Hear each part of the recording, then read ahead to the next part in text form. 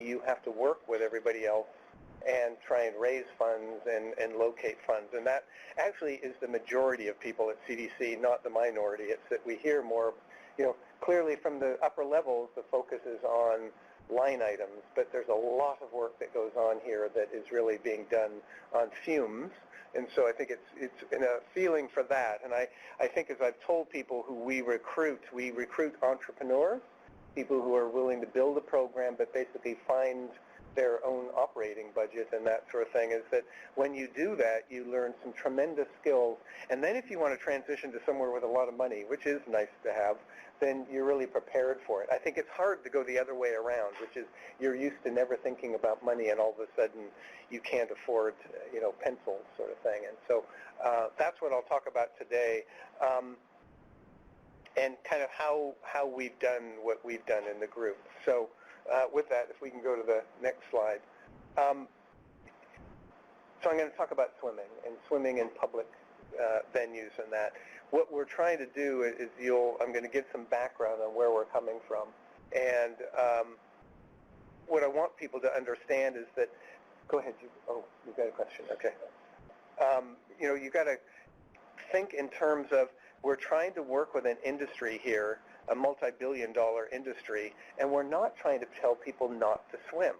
This is, we have an obesity epidemic. We need people to be out in family activities, exercising, and that sort of thing. So how do you balance that? Is that there are public health issues related to swimming. It doesn't mean that CDC is saying don't do it. And so we get a lot of, oh my gosh, I'll never swim again. I don't really see that happening. People just react to some of the data that we've got. But in the end, this is a really great family activity, whether you're going to the beach or the pool or whatever, and we don't really want to disrupt that. We just want to do it in a healthier and safer fashion. It's clearly one of the top sports in the U.S. and recreational activities.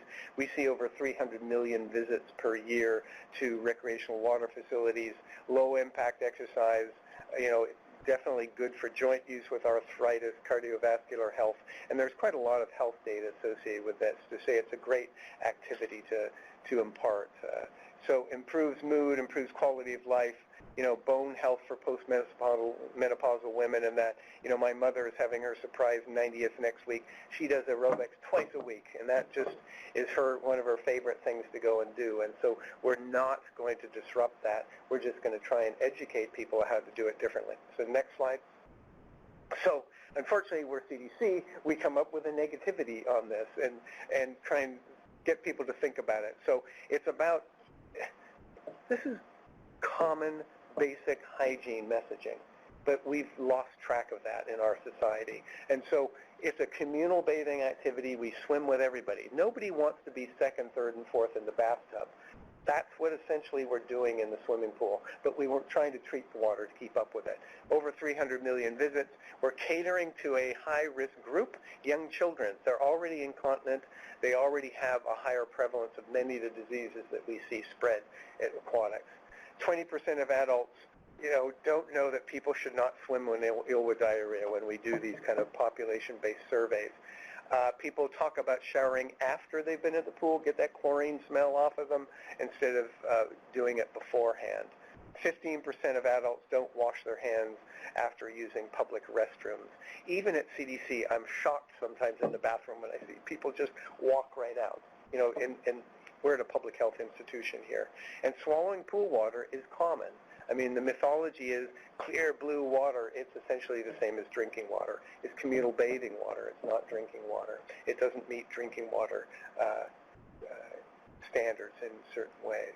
So basic hygiene, 5% of the public, remember, has had diarrhea in the past month. That goes up to much higher in young children who we cater to.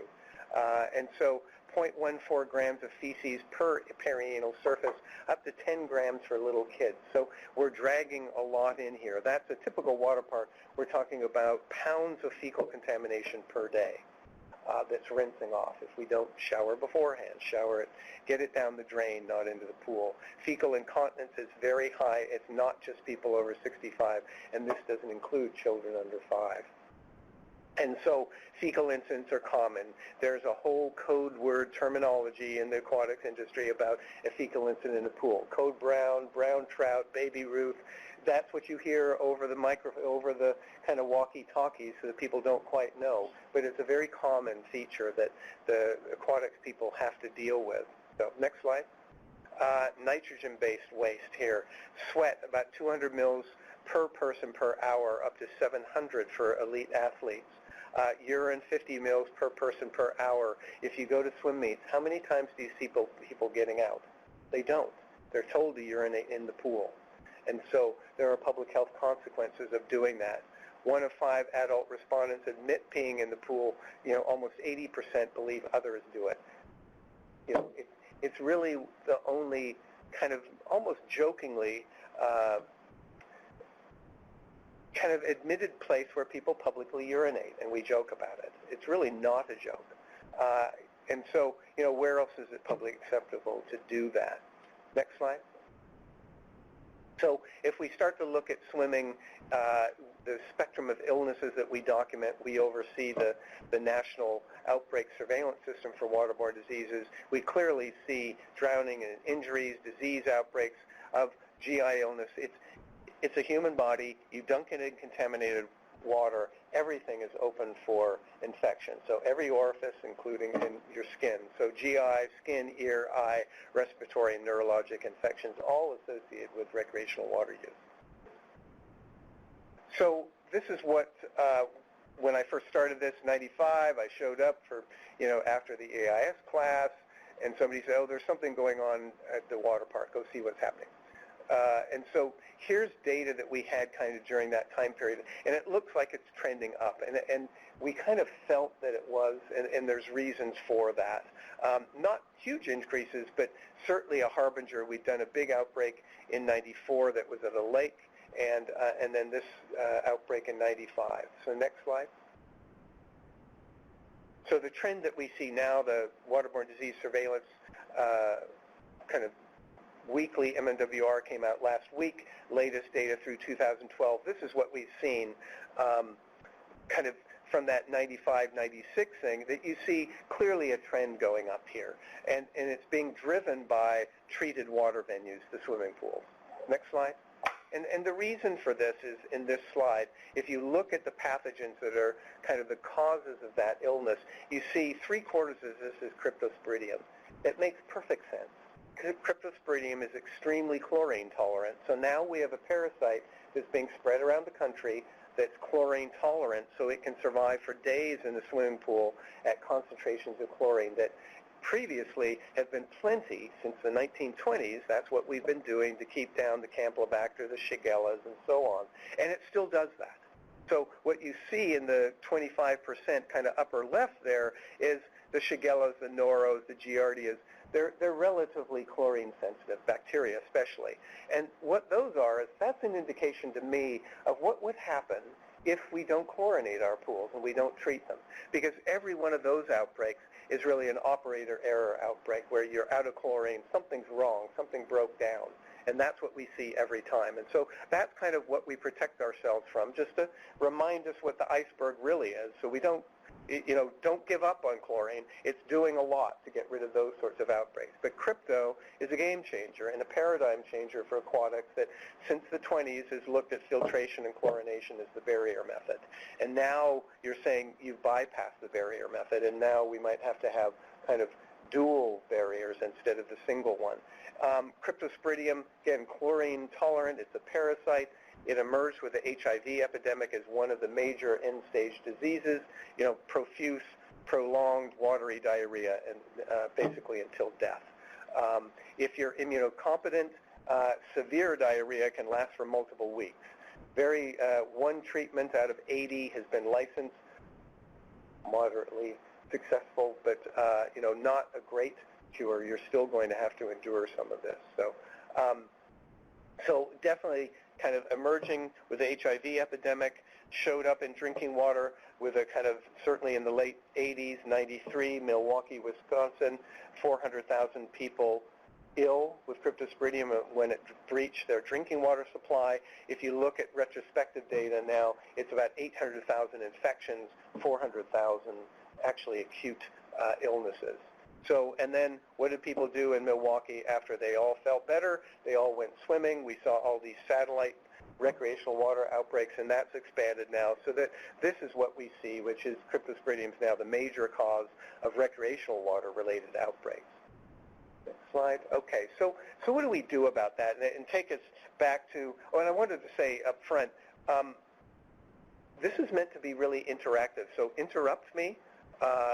Usually we have a lot of questions. Ask what's going on. I've got plenty of, actually you've given me plenty of time, Lillian, that we can do that. And so I have about 50 slides, which is about half the time if we ask no questions, but that's not really the purpose of this. So.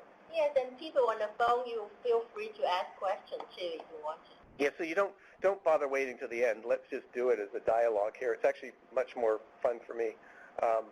So 95, what do you do? 97, I kind of stayed in parasitic diseases, and the mandate was use half your time, build a program to do something about this. Parasitic, for those of you who don't know, is a no-money place, and so, you know, it's build a program, but figure out how to do that. We don't have any money except your salary. So, so basically what next slide. So what are we seeing there is kind of increase in reported outbreaks in the 90s, and we saw this, 95 was actually the largest outbreak, water park-related outbreak that we've ever documented, but there was another one 2 years later. We also had an E. coli one that was had one death and multiple kids with HUS and on dialysis. So that really hit the news and started getting people to think things differently. So case reporting from some diseases, clearly if you looked at the cryptosporidium reporting, it was made nationally notifiable after Milwaukee, you could see this tremendous 5 to 10-fold seasonality. It made sense that everybody jumps in the water and that's going to be transmission season as we pass it back and forth through swim season. Outbreaks occurring in chlorinated venues, we saw other large ones going on. If you look at the chlorinated venues, again, from a regulatory standpoint, there is no federal regulation. So this is all at the state and local level where primarily it depends on your state, but either a state or a local health department will create through their environmental health group a pool code, and there will be a pool program. They're the folks that send out the inspectors 2-3 times a year to look over the pool and kind of see how that's going. There's very little, there's a couple of niche regulations, just laws at the federal level that have come out of some kind of occurrences that were basically resulted in laws, but no codes or anything. EPA, remember, only oversees the ambient waters, oceans, lakes, rivers, nothing that's going to be man-made or chlorinated. And so there's no research or resources for looking at the chlorinated venues. You know, one of the beauties of having federal oversight is it usually comes with research dollars because there's no oversight at the federal level. There's no funding to support this, which is why, go ahead, yeah.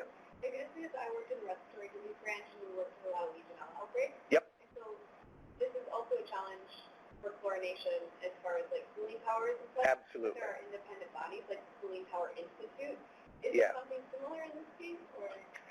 There are different, so the question was, are there other groups and everything that would represent this? And I'd say, and we'll go over this, yes, there are some, but not necessarily in the type you're talking about. So we deal a lot with the Legionella group because it impacts.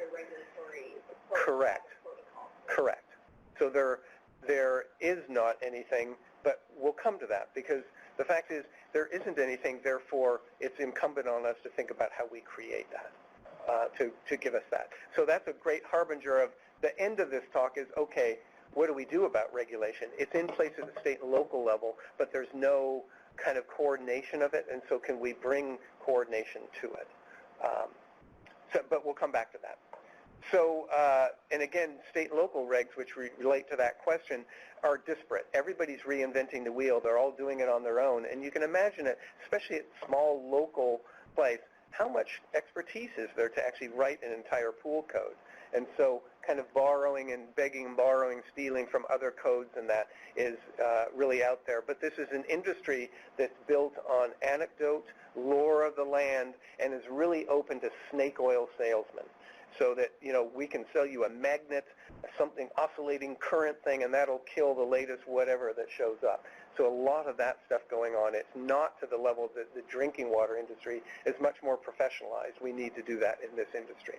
So at that point, basically, what clearly I could see is that there was a very clear role for CDC as an advisory group.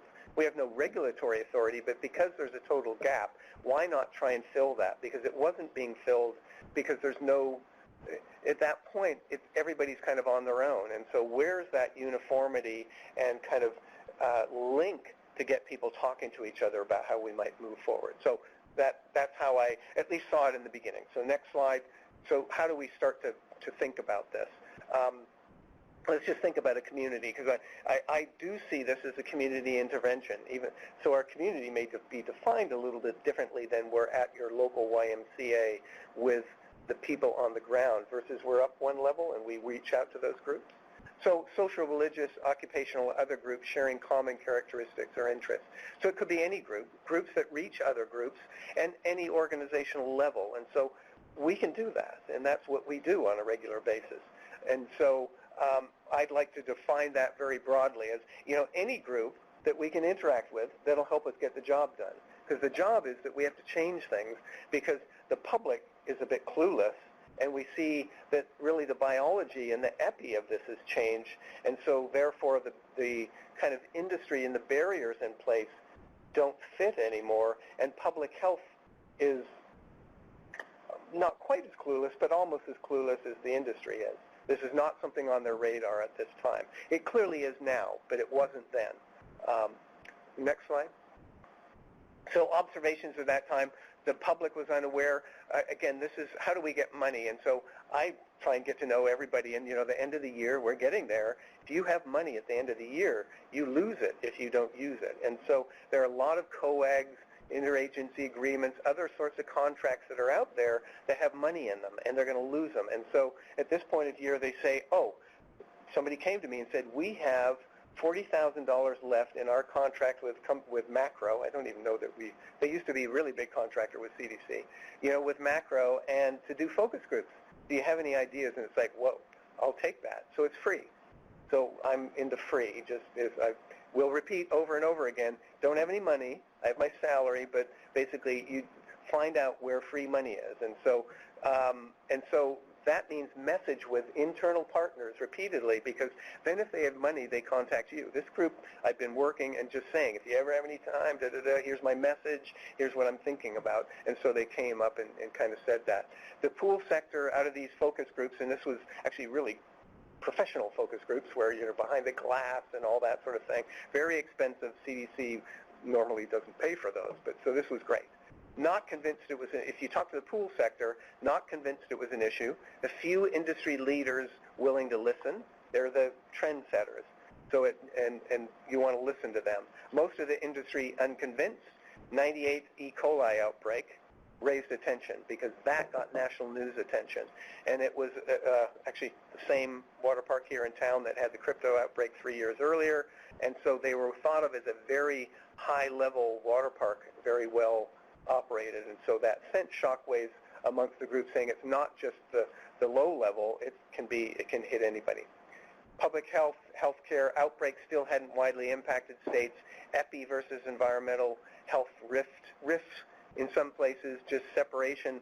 The groups don't talk to each other. How can we have infectious disease epi surveillance people that don't even know who their pool program people are? And that's a lot of what the situation is. It's better now, but it's still a lot that case, and unaware of the problem. So, yeah.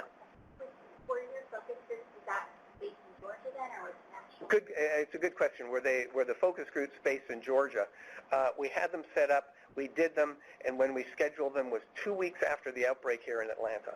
And it was like, man, you've got a lot of really good information, but then it was like, is this all being skewed by the outbreak? And so actually, the group came up with some additional money to say, we'll go do them in San Antonio as well. And we heard the exact same thing. So it didn't seem to be. And kind of when we talked to people during the outbreak, the outbreak attendance was highest the week after the outbreak. And when you talk to people, they said, oh, they all know there was a problem, so it's the safest it can be now. And we're hot. It was really hot temperatures. And so it didn't impact their attendance. It actually went up. But people thought that if anybody's going to be on their toes, it's after they've had this happen, which was a kind of an interesting kind of feedback from the public. So next slide. So in thinking about a community intervention, define the problem. And so, pool maintenance, public awareness, public health role, is inspection versus consultation, kind of what are the issues coming up there? What's our role? Where could we play? And so few resources, no authority, essential to convince others it's important, and build a coalition and buy-in for prevention. Not exactly overwhelming when you start to see kind of what this is. And need to reach 3 audiences. I just didn't see how you could do this without involving 3 groups. You have to talk to the public. They're the ones pooping in the pool. And so how do we change the messaging there and the thinking? The pool sector, clearly there are failures there as well, and maintenance and other issues. They need to be educated. They need to pass messages to the public. And then public health. We hadn't had enough outbreaks yet. In a few years, I interacted with most of the state EPIs, so there was clear understanding. But in the beginning, there wasn't. And so let's do all 3 audiences. Identify and learn about the community and partners.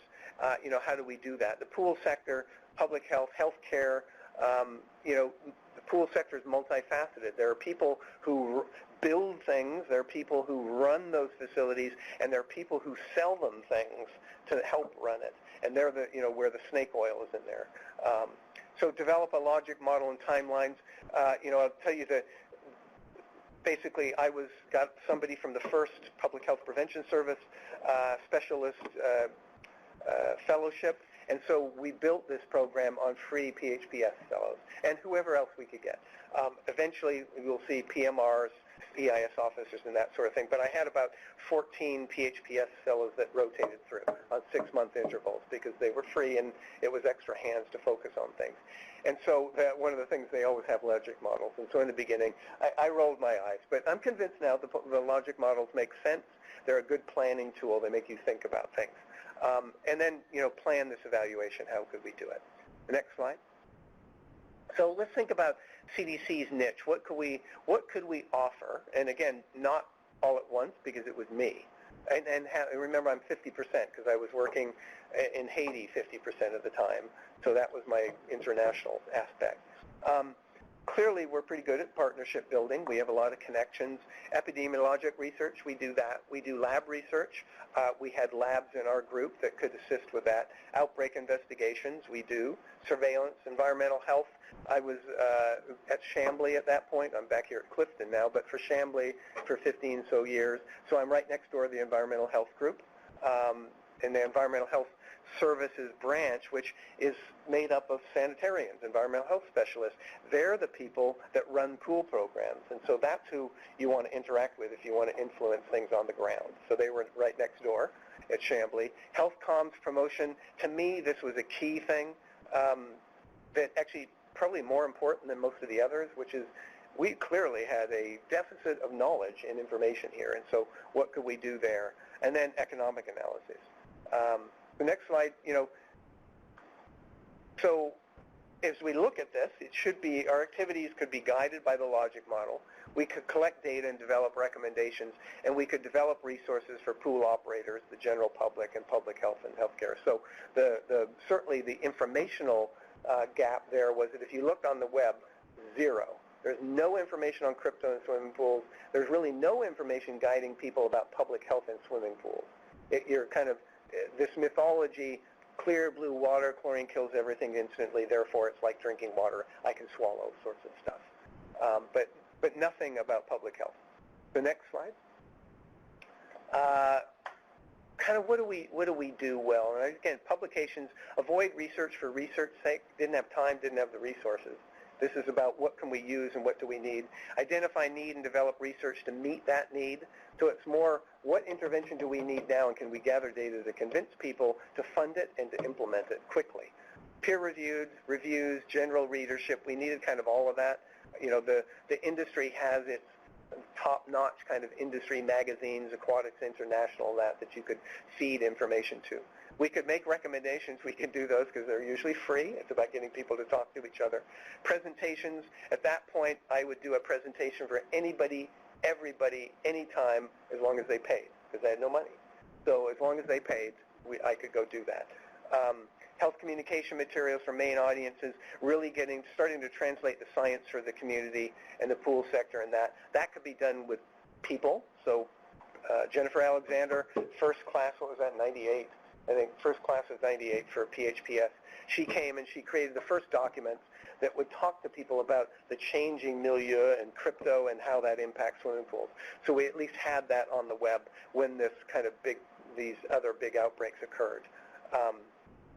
And then policy, we could think about model codes and guidance. Could you guide people on how to do that in the future?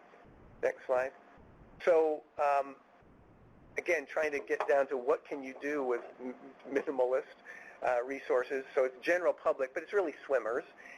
In my mind, it was really, if you looked at the investigations we'd done, especially this crypto one here at the water park that I did, ground zero is the kiddie area, incontinent.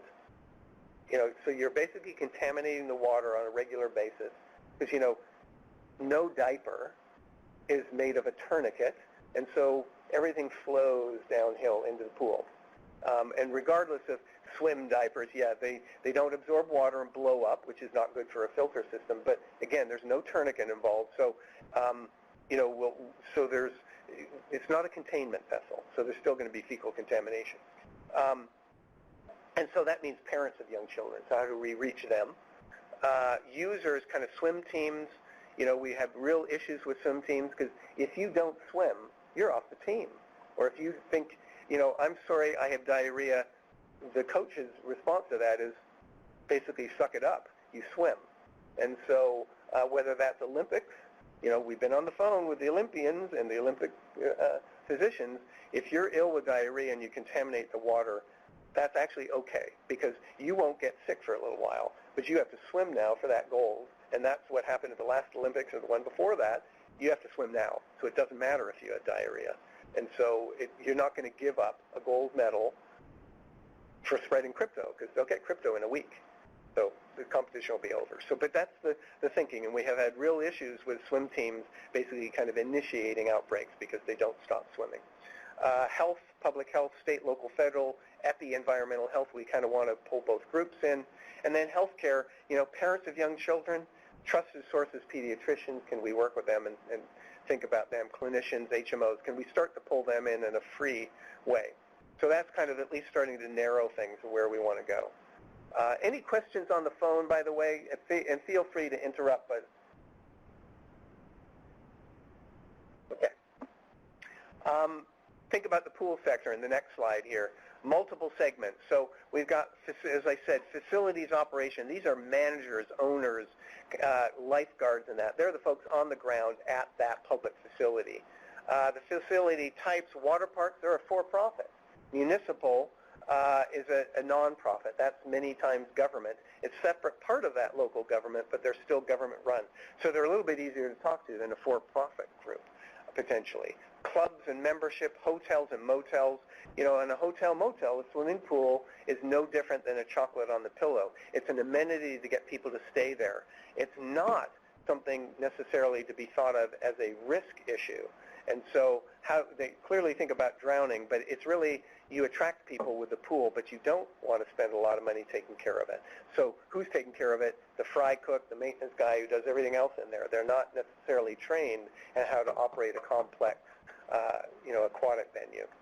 Apartments and condos, we're stepping down even farther. Nobody wants to spend any money on that. They just want it to be open.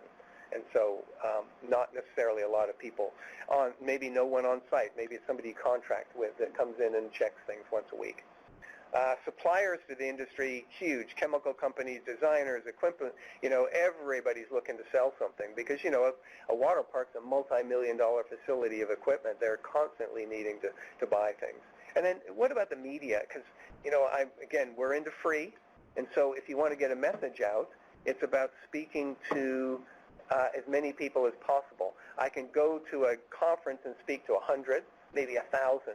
I can speak to the media and speak to, 1 million, 5 million, whatever that is. And so, that, again, my take on this, and I know some people kind of groan when it's the media, is that if you have the media calling, you drop everything, and you do that now, because that's your best way of getting messages out. And so do it. It's worth it. And think about your message beforehand and spend extra time with that reporter to educate them about it, because they'll call you back if you do that. Yes? Question, what is the role of state and local when we're talking about these kind of food sectors? Basically, environmental health program inspects a facility 2 to 3 times a year, and that's about the max. And so, and many of these are seasonal, and it depends on where you are in the country. They may or may, hotels, motels get variances many times, so they're exempt from pool codes. Apartments and condos are a huge lobby. They usually get, in many cases, get themselves exempted as well. And so they could be kind of semi-private almost. And so that means, if that's the case, and then several states actually have no pool codes, you're on your own. And so it just depends, in times that are tight, several state legislatures have worked to eliminate pool programs to save money. We kind of look at it as this is a situation where it's no different. You wouldn't eliminate the food inspection program. You shouldn't do the same for pools. It's the same kind of risk sorts of issues. And so, keep in mind what's going on there and convince people. South Carolina, when they tried to eliminate their pool program, it was the insurance companies that came to the water parks that said, your rates will go through the roof if you allow this to happen. So the industry actually lobbied the state legislature to make it a revenue-generating program, because that's what most of them are. They generate revenue through licenses. And reinstated the program. So it makes sense from a public health standpoint to keep these in place. So to me, a key is the media. And again, this isn't tobacco. They're not making inherently an unsafe product. They can be a partner. And so that you work with them. Again, there may be for profit, and so there's tension there, but you can work with that. They inherently don't want any accidents. They don't want infectious disease outbreaks either. They really want to avoid them because it gives them a bad name. And in a way, they're happy to see CDC weed out the lower part of the bell-shaped curve, because that's what drags the industry down. And we've done that on some of the slides and other water park issues that were causing injuries in the 70s, early 80s. Some work out of CDC really helped weed that out. And it was painful, but people in the industry say, the mom and pop things at that time were killing us. And so it was good to see them either ante up and upgrade or not be in business to do it.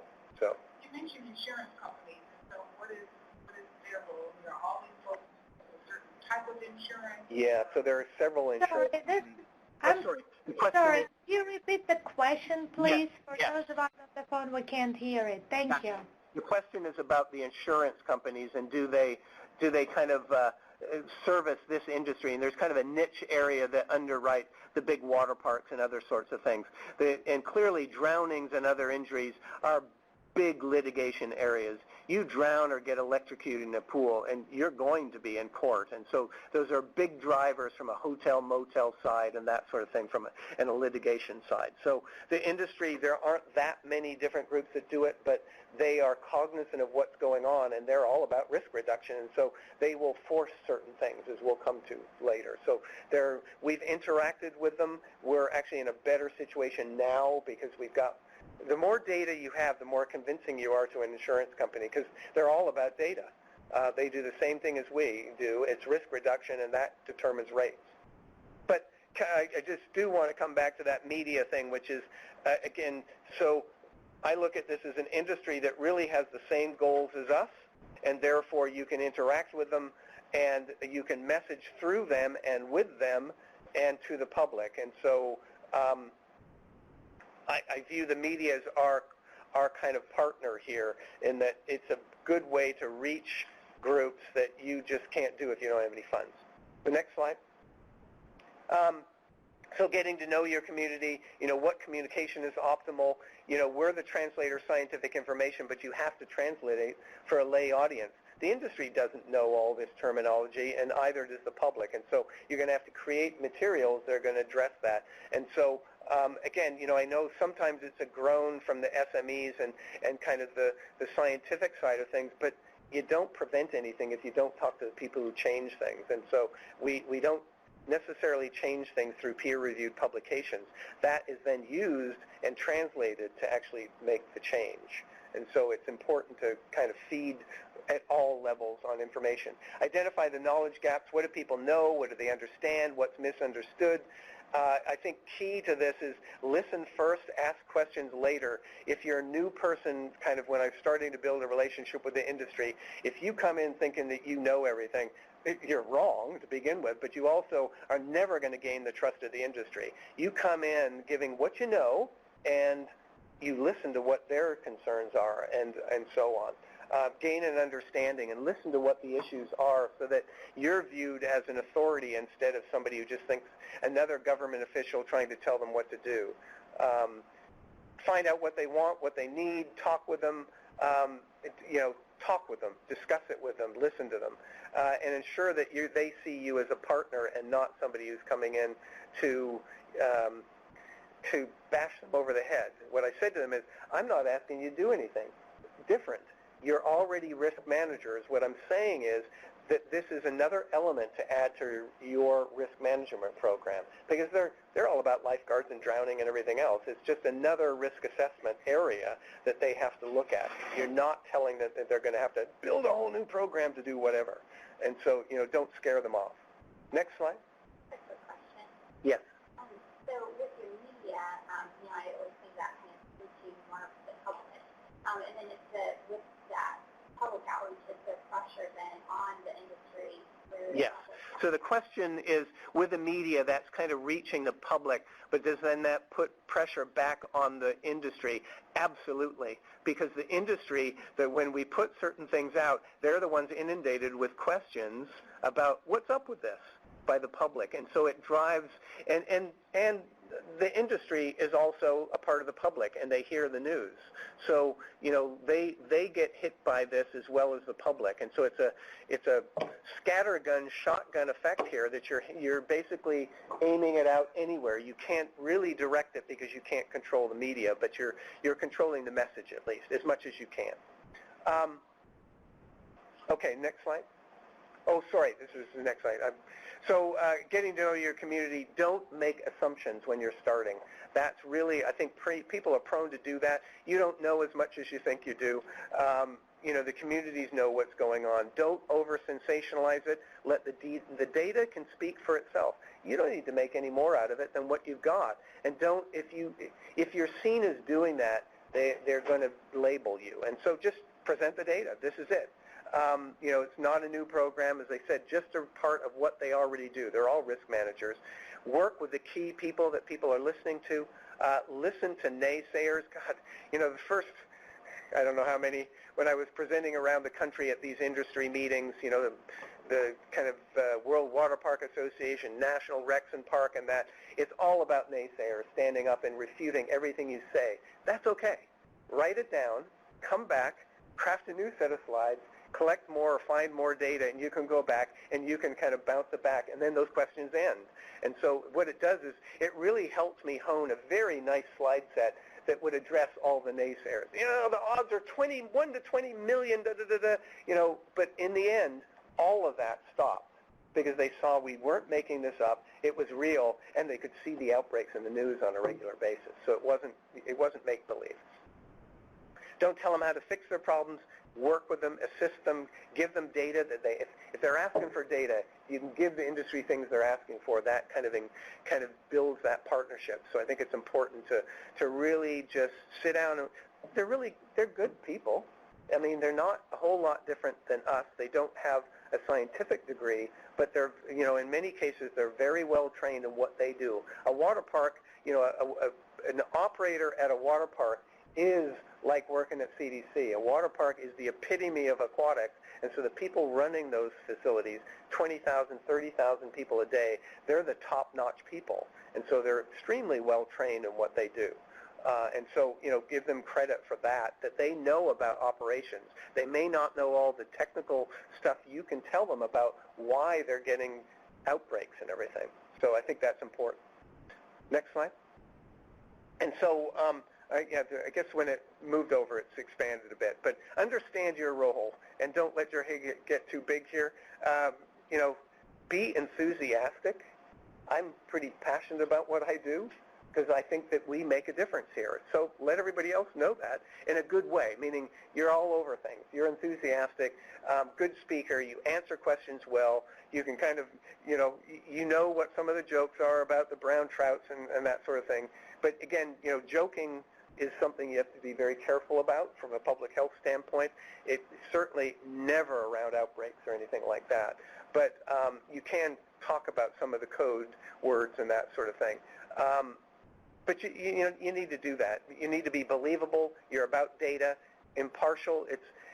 CDC has a really great reputation, and so you go in at notches higher than most people. And people said, we would like you to come and debunk this stuff because we have all these other speakers and they've all got an agenda. And I would say, I do too. It's public health, but I'm not selling you something. I'm trying to convince you about how you can integrate this into your programs to try and reduce risk for these sorts of events. Admit what you do and don't know. In the beginning, I didn't know very much. I was an EIS officer, so let's be realistic. You don't know that much. But you know more than they do, but don't let them think that you think you know everything, because you don't, because I didn't know the industry. And so I think that helps more. But you know as much as possible, admit it. Realistic and practical, propose solutions, that you're going to ban all kids under 5. That's not really going to work, and nobody's going to listen to you. When it's been tried, and it's been tried by several states, actually against my recommendation, it's a miserable failure. Think about it. You're going to tell a mom with a 4-year-old that it's 95 degrees, they can't go swimming because there's a diaper. Fine. They're just going to put something over that diaper and lie that the kid's 5 and a half and potty trained. That's what's happened in the instances where we've seen it. It's just turned parents into liars and cheats and all that sort of thing, and it didn't really solve the problem because the kids were all still in the pool. They were just older for some reason. And so, it really isn't a good thing to propose things that are not workable. And so our issue here, I'll go into at the end, is it's about evolution, not revolution. If you gradually change things over time, everybody can move with you. If you try and do too much at one time, they will fight you to the death, and they'll stop everything. So incremental change is acceptable. Revolutionary change isn't going to happen unless you can do the revolution, and you're probably going to fail at that. The industry, we've had some missteps along the way, and I had every professional aquatics competitive group in the country phoned Congress to complain about something that we did that I had to brief all of them. That's what happens if you err on the side. It doesn't matter if you have some data to support it. You can't go too fast, and so you have to back off, and we'll probably do that gradually over the next few years. But that's what happens if you push back, these are very powerful groups that will go to Congress and try and shut you down if you don't move gradually. Next slide. So understand your community. What do they know? What are they thinking? What information do you need? Let's talk about public swimmers, just as a case study, number 1, in the next slide. I got a 6-month public health prevention specialist, Mary Kate Apicelli. I don't know where is she still in Maine, or she's left Maine? I think I got her and I said, Memorial Day is the opening swim season, so we need some media attention. So let's create a media event. You got 6 months to plan it. Create something where we get free media. And so we capitalized on the press interest for Memorial Day. We had something about an outbreak that we put into an MMWR. So we said, can we publish this right on this day, and right before Memorial Day, and then try and send messages out at that time. Create a media buzz, send out a press release and web materials, interviews. We didn't know what we were doing, but we kind of made it up. And we talked to all the media people and kind of said, what can you help us do? What can we do that doesn't cost anything? Everything that we can do at that time. And not really any social media at this point in time. This is 2000. It was kind of mind-boggling. There was such a frenzy for media interest. It was stories across the entire country. It was all free. And basically, it was so overwhelming, I used that to say to the division, if you think that's, they were coming to say, my God, what happened and what did you do? And I said, look, that was a 6-month fellow doing that part-time with some other projects.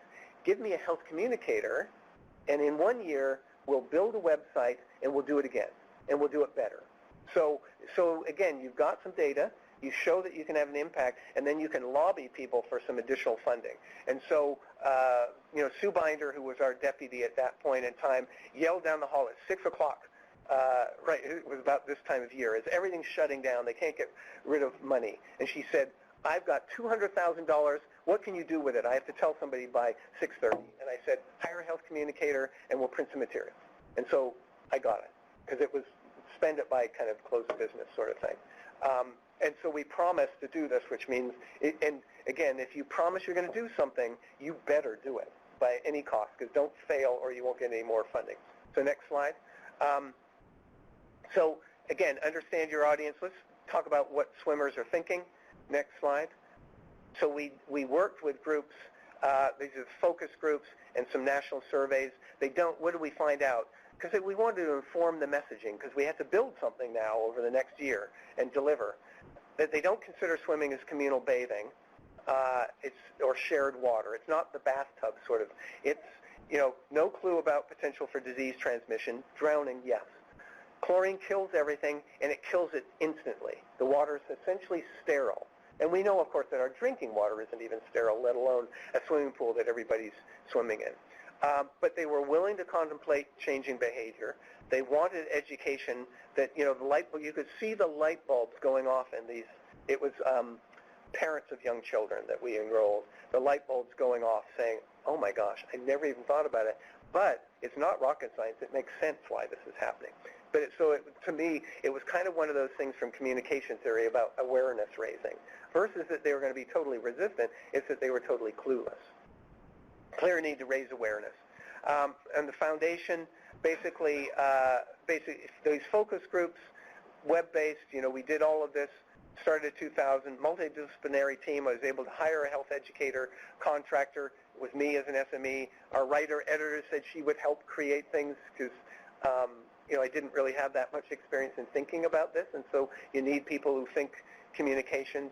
And CEH, Environmental Health, were on board with us, and they said, okay, you can use our web developer. So again, I walked across to Environmental Health, and I said, you and I, we should be working together. Pat Bowen was the branch chief at that time, said, if we're going to build a program, we can't do it separate. If we're going to send a message that Environmental Health and EPI have to work together, then we better model it from this end. And so they loaned part of their web developer to help build this. Community-based perspective.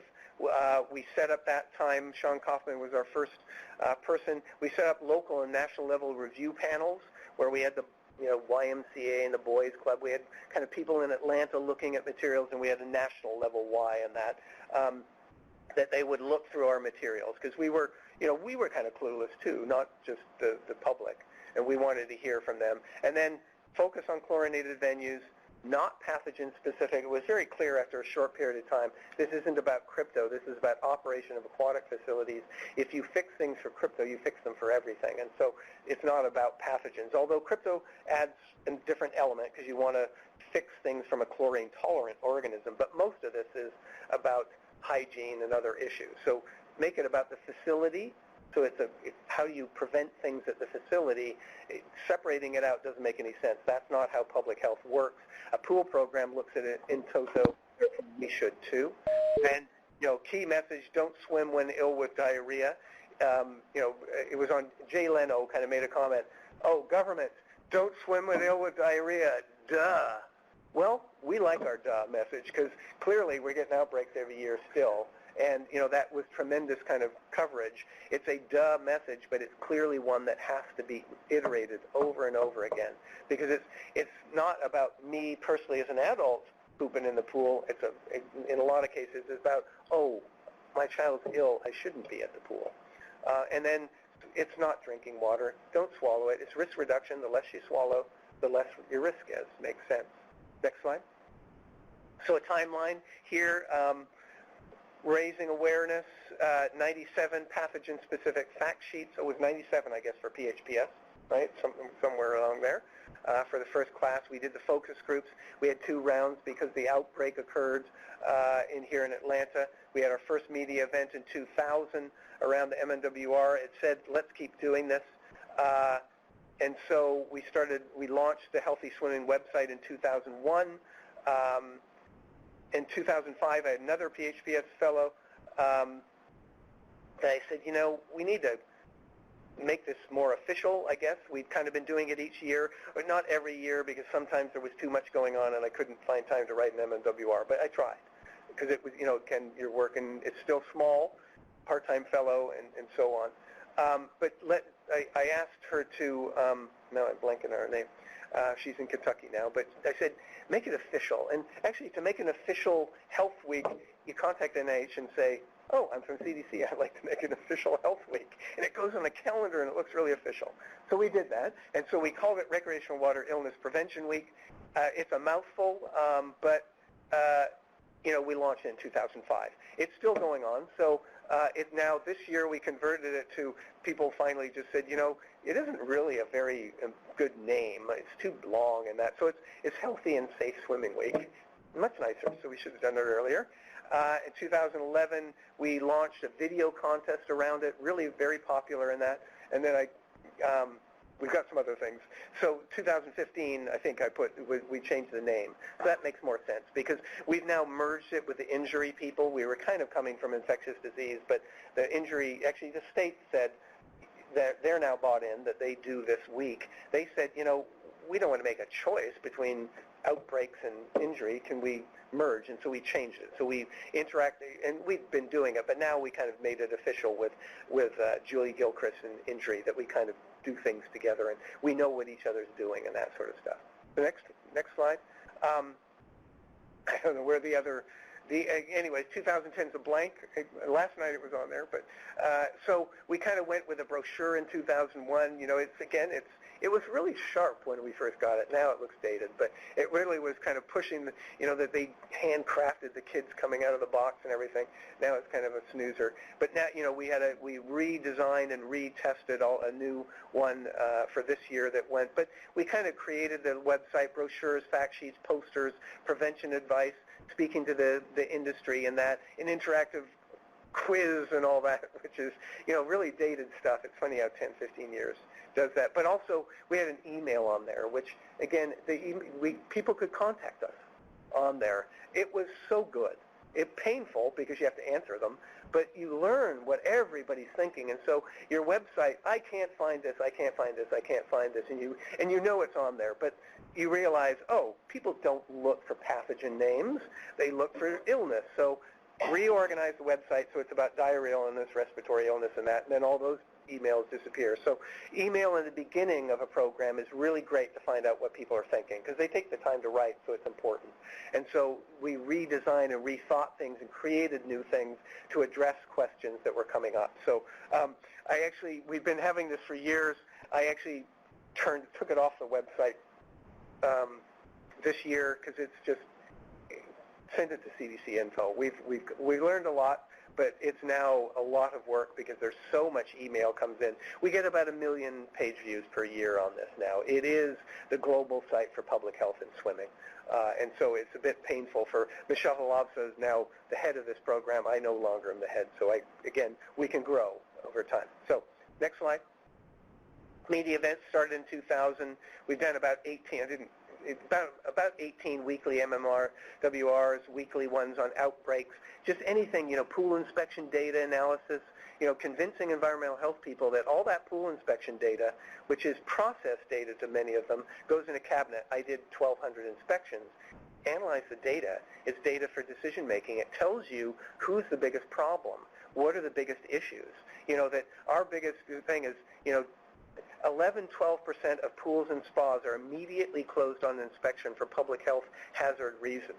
That's not a good number. But boy, does the industry listen to that. When you put it out there, it really gets them thinking, and actually to environmental health people. We've got to fix that part of this. Waterborne disease outbreak surveillance reports, where we send our messages out because we do, we oversee the national system. crypto and Giardia surveillance summaries. We got EIS officers to start doing this routinely. We asked the states to report the data, and we never did any reporting back out. That really kind of stinks, to ask people to do work. The states work hard doing that.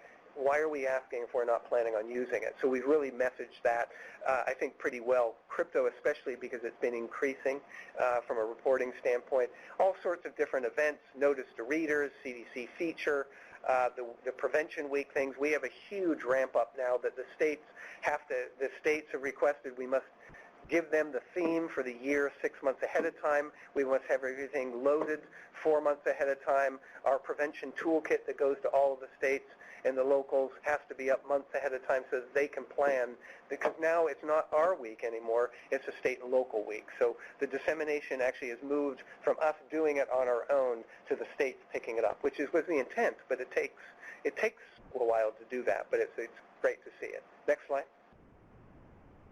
We've done interviews many interviews, print, magazine, TV. Again, it's about don't turn down media events. Have your suit, shirt, tie, whatever it is, in your office. Do it at any cost, because you go on Michelle Lobser just did Today's show last week, because it was our Healthy and Safe Swimming Week in May, and then we just published the outbreak summary for kind of, we separated them. We didn't quite make it in time, but it gave us an extra bump up. The media really picked up on this if you heard a lot of the news about pools and that. But don't turn it down. You're reaching millions. How can you do that and not say that's worth a couple of hours of your time driving downtown? Even better, you go and do it in the studio here at CDC. So don't underestimate how much you can educate the media about your messages. I said, when you do the background, or spend the time, give them everything they want and more, and then they'll do more and they'll get your messages right, and they'll probably come back for something. Go ahead. I'm just curious, after you did one media event, whether you got more emails or... Yes, and so the question is, what's the impact of this? And I'll get to that. There's a slide coming up where we can, because yes, can you evaluate this? When we first started doing it, it's not very many people, so the answer is no, not unless somebody does it for us. But you can go to the next slide. So again, you can see the website. This is back when it took an entire evening for EasyID to gather the data on page views for a single website. Back in the, God, it's not that long ago, but it was kind of pitiful. But you could see at least it's very seasonal. We know when to create. Basically, we have to create a new raft of materials to launch for the swim season. And so you could see it was generally going up every year. Next slide. We now do this routinely as part of our, Omniture data collection monthly, which, we'll be doing tomorrow. But you can see in here that, 2000, the bottom one is 2010, almost at zero. Again, this is healthy, actually this is healthy water. We expanded from healthy swimming to healthy water. Healthy water now covers all water-related aspects. Healthy swimming is part of that. It's one component, but we have healthy drinking water, emergency-related issues, hygiene-related issues, and global. And so you can see in April of 2010, we merged Healthy Swimming as a standalone site. We merged it into Healthy Water. And so you see all of a sudden it bumps up. That's because it's the same site. But we've been going up ever since then. And so now Healthy Swimming is about 1 million page views per year. Healthy Water is about 3.5, something like that. So document things. Next slide. And so as we start to see this, we've had over 5,000 emails, great information for revising things, especially when you're in the formative stages.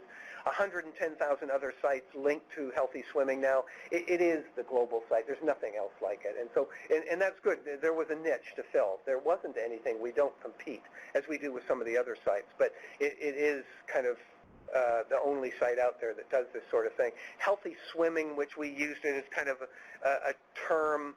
We created healthy swimming behaviors, recreational water illnesses we created, even though it's a mouthful, it was better than waterborne disease. It's now in the medical dictionary. It's now, that's the term that everybody uses when they're talking about this. So you can actually monitor dissemination of information through the web. So it was useful from that perspective. RWI Prevention Week in over 100,000 uses. So it's, because it's now a state local issue as well as CDC, it's used pretty widely. Next slide. What are they thinking? Again, if we look at 2004, we didn't really have baseline data because we didn't have the means to collect it, but about 14% of people believe pool water is sterile. 40% believe they're somewhat or very likely to get ill. We think that, in the beginning, the focus groups would indicate people didn't really think about that, but it's certainly gone up. And 82% believe you should never swim when ill with diarrhea. And my focus is on the 18%. That seems to be pretty steady in these national surveys we've done, that there's kind of, it's down from 20, but 15%, 10%, something like that, are still answering that question incorrectly, which is kind of abysmal. So case study number 2, let's move into the aquatic sector. Look at industry focus groups that we did as part of this as well. In '98, the E. coli outbreak here in Atlanta actually got national attention, and so it really changed how things were going. People wanted a quick technological fix. Sell me some widget, a magnet that will make it go away. Misinformation was widespread. Belief that a great deal had been done, that they were doing all sorts of stuff. Give me a break. They weren't doing anything because it wasn't on their radar. And reticent to talk to patrons about anything that was bad. And, I had to really talk to them about, you aren't going to fix this if your patrons don't know they're pooping in the pool because they're clueless. And so you need to think about how you will do things here and partner with public health officials. What we saw is the parent groups were very vigilante-like after the outbreak. We needed them to do it beforehand. So season pass holders, man, oh man, after an outbreak, they were on everybody at the pool. But you'd like to have that before. Next slide. So aquatics, how do we work with them? The website, info to educate patrons. So give them information to educate their patrons, their season pass holders.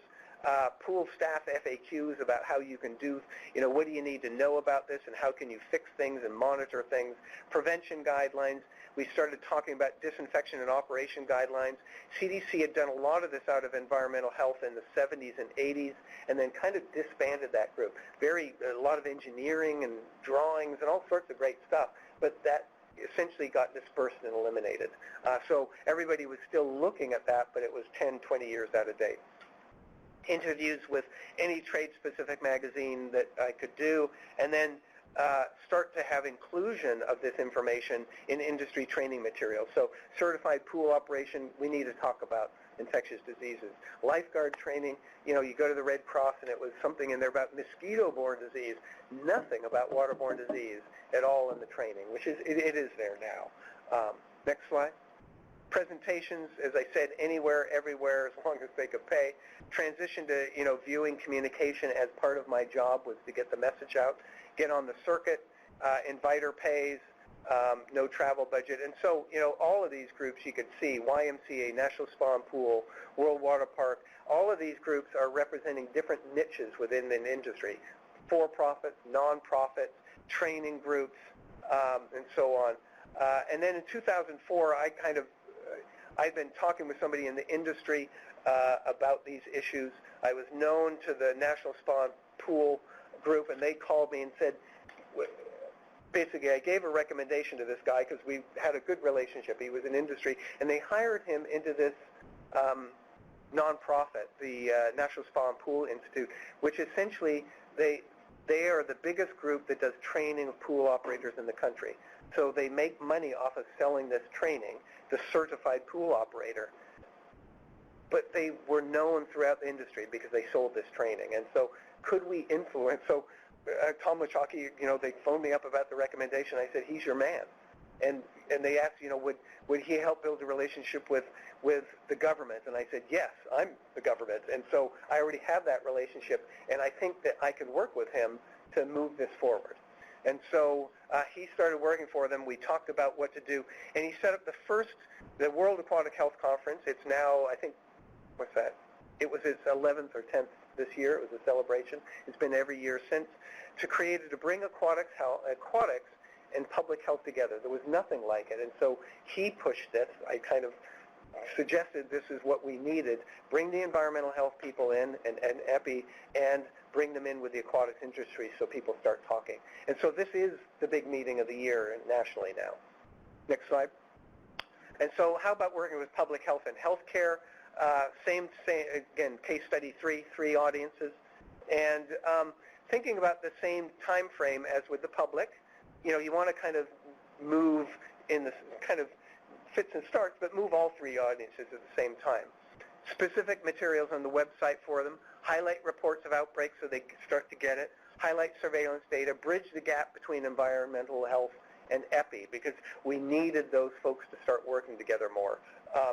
There was a state where we found out all of a sudden there was a backlog of outbreaks that had never been reported to CDC.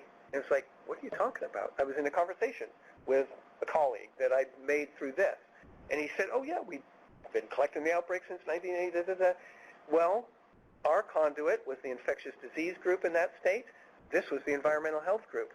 So we got the outbreaks that were done by the EPI group, not the outbreaks that were done by the environmental health group. So now our learning lesson is that we want representation for environmental health and EPI to work with us and report all of your outbreaks so that we get that done. But it was interesting that, again, we needed to model things and get people speaking to each other.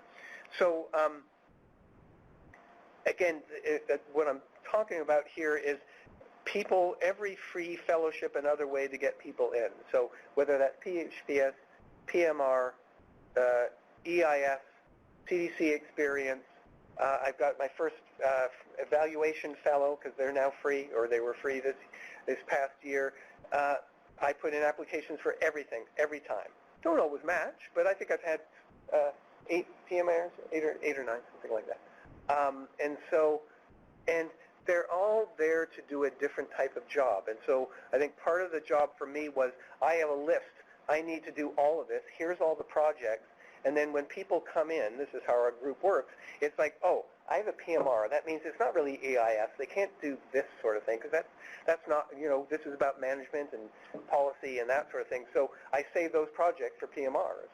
And so I pull those projects in when somebody comes in, and that's what they work on. Or here's a good EIS project. Let's get the surveillance summary done. Here's a good PHPS and that. So put all the projects down. It may not be the right person to do it now, but somebody will come along that will do that. So we're doing a lot of evaluation projects now and setting up evaluative criteria and systems so that we can build that in. But just, there's not enough time to do everything. You got your logic model. You try and make progress in a concerted fashion. But you also look for opportunities to get people to come in and help. So next slide. Working with environmental health. As I said early on, I walked across and we did our first MMWR with environmental health, some guidelines about what to do with fecal incidents. This was so common, thousands of them. It was, as I said, there were code words.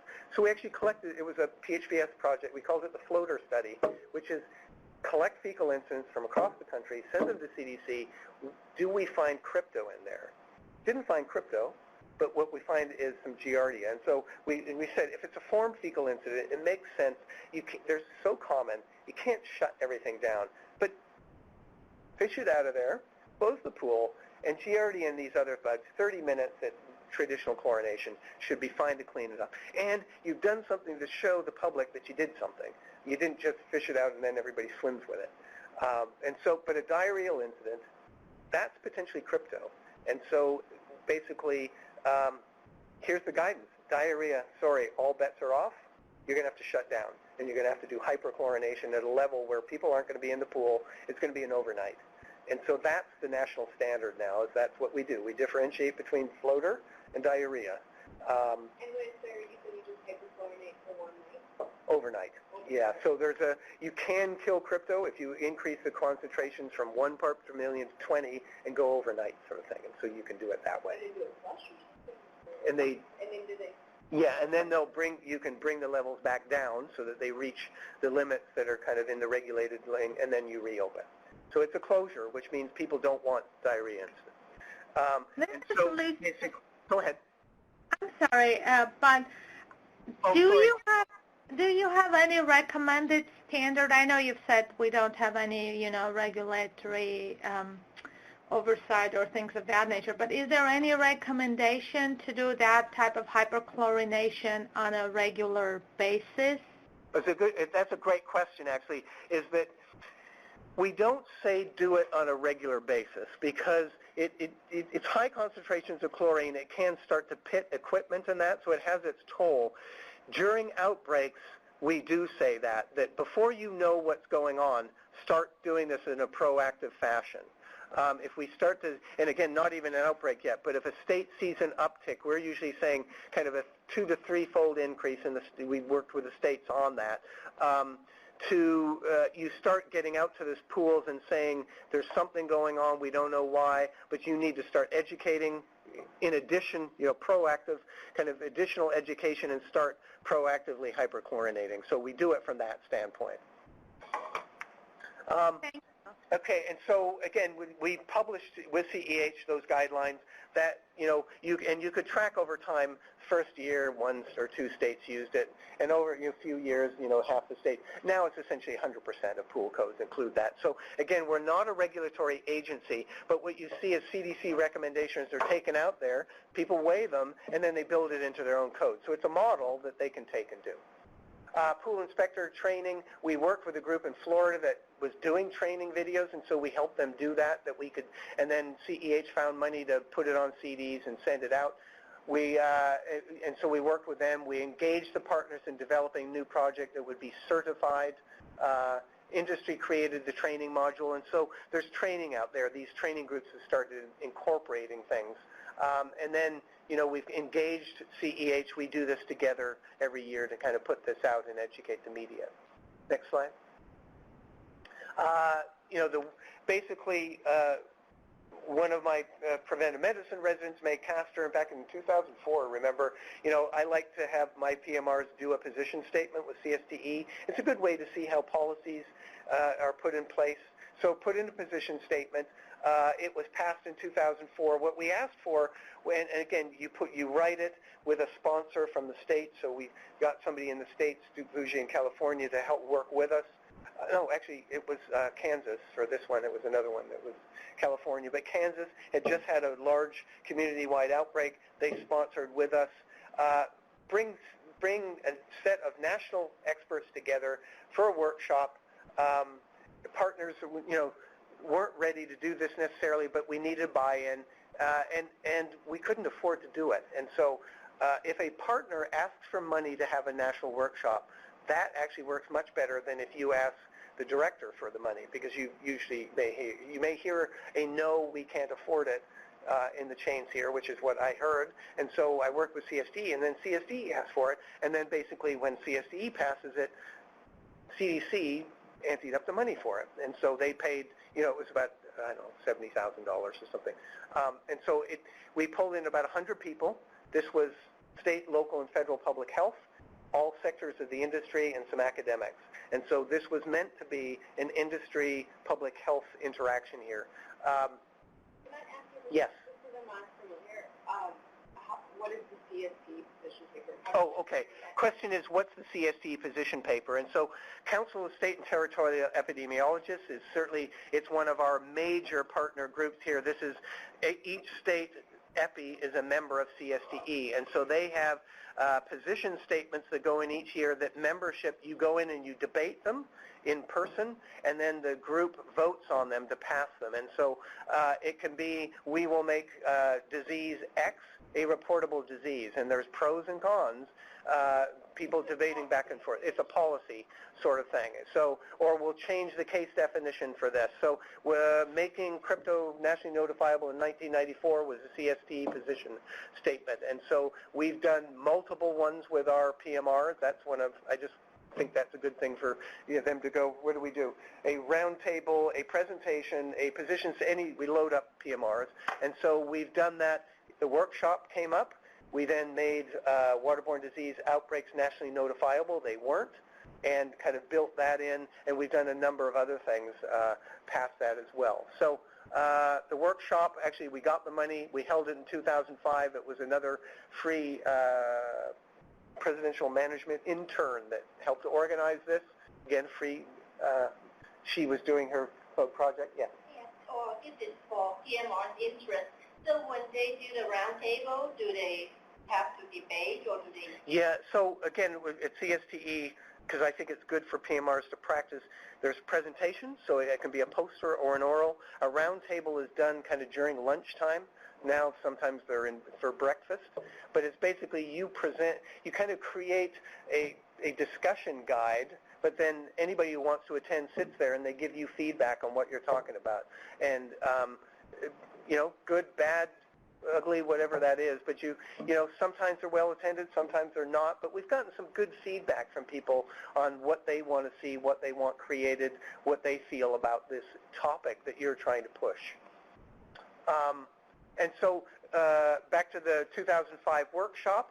So again, remember this started in 95 with that crypto water park outbreak. We're now at 2005. And so, you know, number one thing at CDC, if you want to stay here and you want to survive, I guess, I've been here since actually 89. I came in 89 and then I did EIS in 95, is patience. The government doesn't work that fast, but it does work. I strongly believe that it's about the person behind it. If you're passionate enough, you can drive things, but don't stress yourself out thinking you're going to do it tomorrow. But you can do it. You just have to have patience and a plan and that sort of thing. So what was the number one recommendation to come out that workshop, which is why actually we did, it's why I did the position statement, which is you kind of know what you want. But you want partners to ask for it. You want partners to recommend it. That's very powerful to have a national workshop recommend that this be done. Is that there's all this disparate code out there. It's all non-uniform. How can you upgrade the country if everybody does it on their own? So the recommendation of this was from the locals and the states and the industry is save us from ourselves. Create a model at the national level that would pull all of this together that then we could pull from and renew our codes, that we don't have to reinvent the wheel every time. So that was the number one thing. So 2005 recommendation took some time to get money. 2007, we started that. So the model, it's now called the Model Aquatic Health Code effort, but the Model Aquatic Health Code is what it became. Reporting was done in 2006. We felt that we needed national outbreaks nationally notifiable. Again, I think it just gets the states to think about enacting this legislatively so that this is part of the milieu. And then comparison of prevention methods to stop things was another Dr. Duncan, okay, helped do that, and comparing how state and locals responded to outbreaks, and you could see if you do things a certain way, you might have a community-wide outbreak on your hand. You need to respond very rapidly, or it spreads everywhere. You know, for instance, we learned in 2000, it was one of the MNWRs for the big week was if you have a pool that has a lot of cases in there, you don't close it. What they did was close the pool. Well, what do people do when you close it? If you close a restaurant, you stop serving contaminated food. If you close a pool, everybody goes swimming elsewhere. So what they found is now they had 50 pools with outbreaks instead of one. And so our recommendation is you close the pool overnight, you hyperchlorinate, and you open back with intensive coverage in a ring around that pool. And that seems you can contain it better that way. Next slide. Working with medical professionals, we have lots of contacts here at CDC with pediatricians, the Red Book, and anybody a pediatrician? Anybody on the phone, pediatrician? Okay, so, but that's our trusted source, remember, from the beginning for how you talk to kids, because you talk through their parents. And so educate them, get them to educate parents and patients. So we did, May did a PMR, publish a review of the RWIs in pediatric and infectious diseases. If you're a pediatrician, it's an oversized magazine like this that goes to every pediatrician in the country. And so we had a full-page spread on this. We basically got them to then do a summer issue, which now had sunscreen and mosquitoes and everything else, but we at least got the aquatics in there. Published an overview in other trade magazines, worked with the American Academy, published in their newsletter. We said to the Red Book, why is it that the anticipatory guidance for this is not in the Red Book? So we went through and said, okay, Cryptosporidium, diarrhea, don't swim for 2 weeks. So now the pediatrician, when they're looking at the anticipatory guidance, sees that. And so that's in kind of the major pathogen spread through swimming pools. And our next PMR wrote a new chapter in the Red Book to say we need to talk about transmission. And so, there's other sorts of chapters in there, but now there's an aquatics one that we keep up to date. So we have that, and then we expanded with another PMR to be about outer ear infections. So otitis and, otitis media is throughout the book. Otitis externa wasn't even in the table of contents. We see about the actually PMR project, MMWR for another RWI prevention week, was over 2 million cases per year. Tremendous cost. Hundreds of millions of dollars being spent, not even in the Red Book. So we expanded the chapter, and she expanded that, and so we could kind of get the word out that it's not just about diarrhea. We started to expand into some of the other things, outer ear infections and other stuff. And so we were able to do that in 2011, and so we now routinely update all of that to make sure it fits with our messaging. And the Academy has been great. Next slide. So funding, focus groups, that's 25,000 gift from, it's basically end-of-year contract stuff. Health communications, they got 200 grand for that for 3 years. Web development, they shared our developer. Laboratory epi work, we were able to get industry external funding, so I actually could get a laboratorian to start doing some lab work because no lab work's being done. So we've actually kind of moved the dial on some of the recommendations because we could come up with better disinfection criteria. Yes? How does their funding, is that? Question is, how does CDC health communication work? Again, there's a group in the OD, media office and other things. There's a group in each center as well, and we would work with them closely. So I'm now 20 years out, so we merged domestic with global water.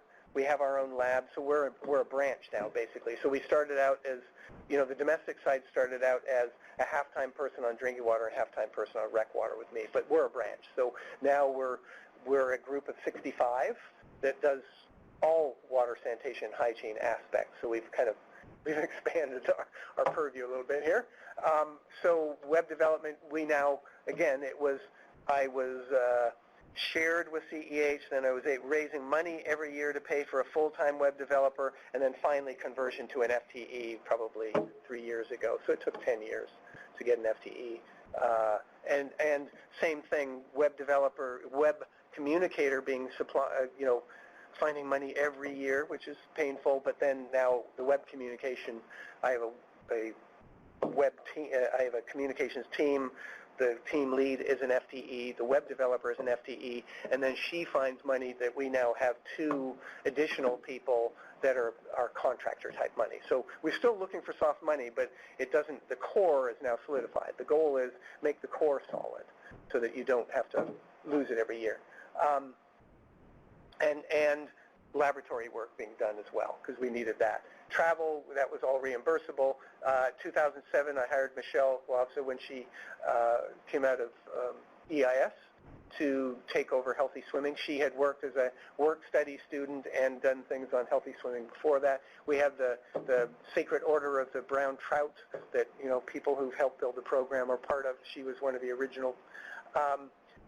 Money for water program in 2009, we expanded greatly, so we went from Healthy Swimming to Healthy Water and expanded that. The branch was created in 2010 during Dr. Frieden's reorg at that time, so that we brought together the global group with Eric Mintz and domestic group with our laboratories and the communication. Web developer hired in 2011, health communicator lab researcher hired in 2012. So the new web team lead just arrived this week. Next slide.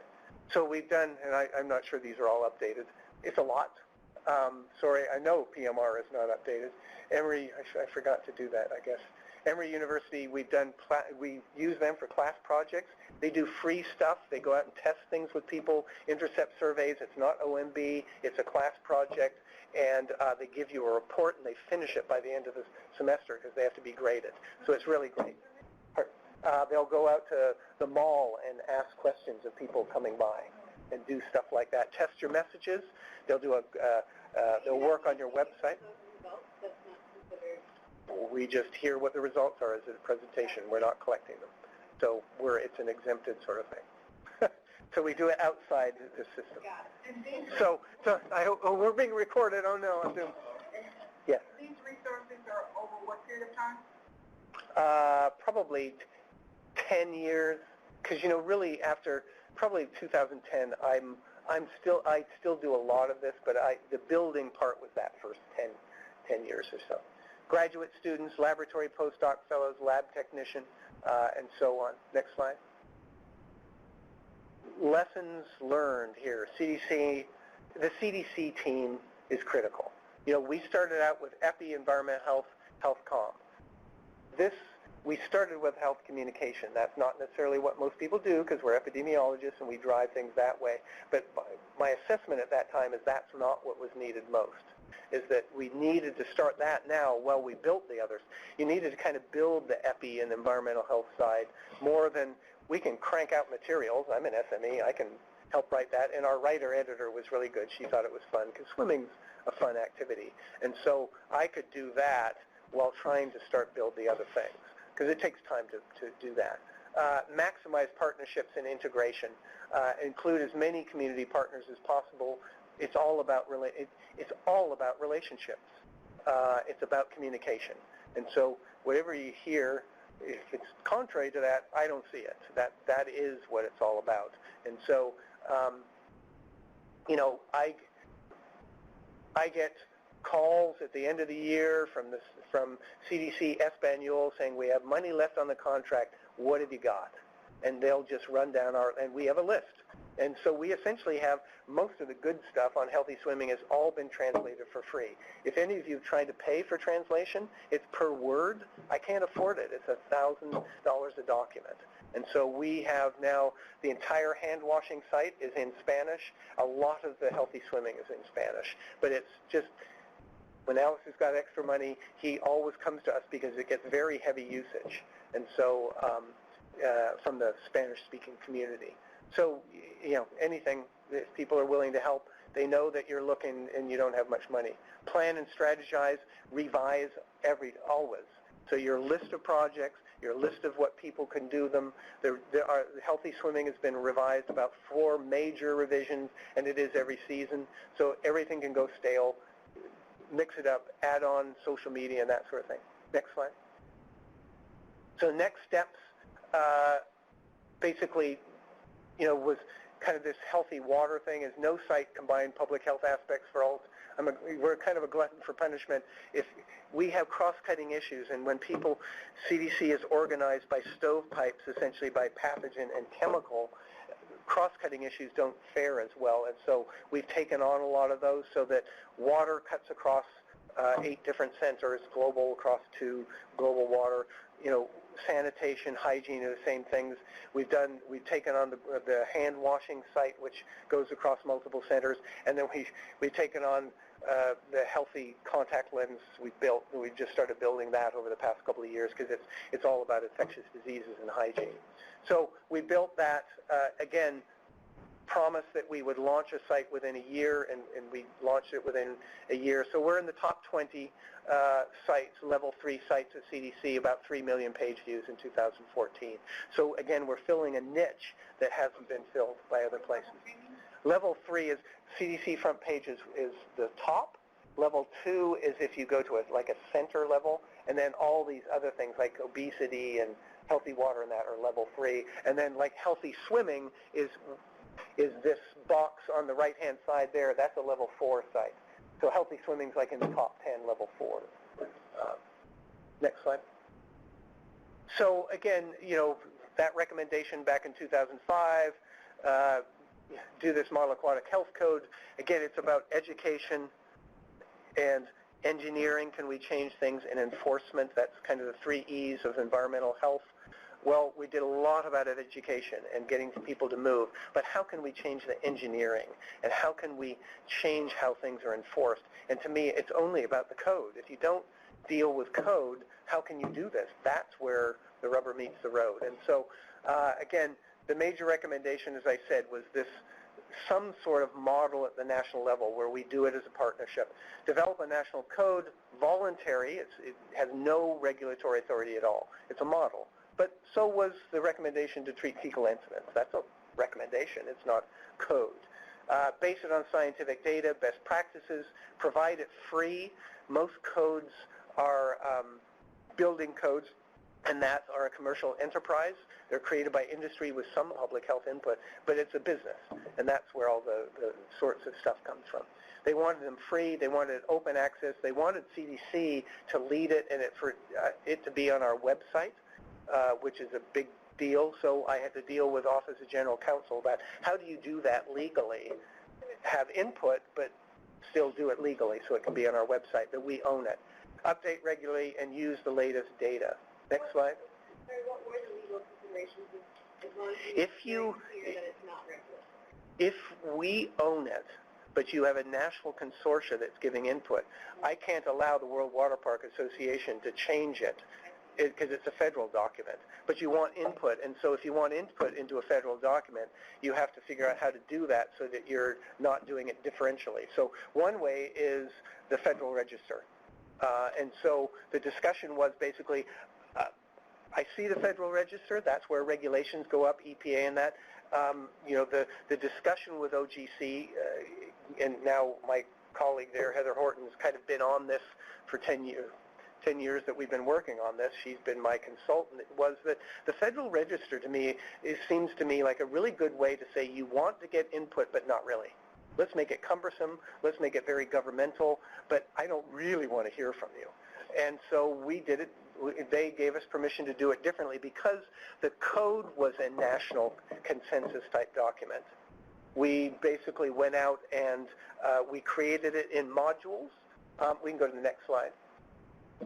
We created it in 14 modules because if one group finished first, we sent up technical committees and a steering committee. If one group finished, we wanted that not to hold back the rest. And so we would finish a module, put it out for public comment, let anybody and everybody look at it, send us comments, rip it up, and then when all 14 were put together, we knitted, the knitted version with 14 modules knitted together. We put it out again because people should be able to cross-reference for public comment. And so basically we had 4,400 comments, public comments on this.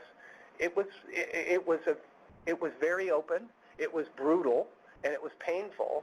So it's about a 260-page document that had to be written to address that. Here's the comment, this is how we addressed it. But it was a much better document.